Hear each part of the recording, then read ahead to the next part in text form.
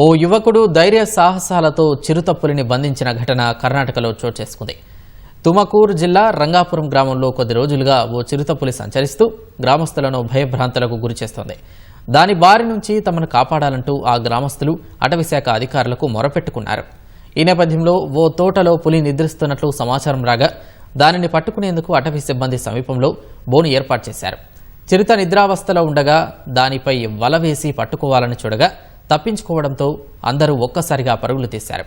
ఆ సమయంలో ఓ యువకుడు చాకచక్యంగా పులిని పట్టుకుని బోనులో బంధించాడు. జనాలపైకి వెళుతున్న పులి తోకను పట్టుకుని వెనక్కి లాగగా అటవీ సిబ్బంది వల వేసి బంధించారు.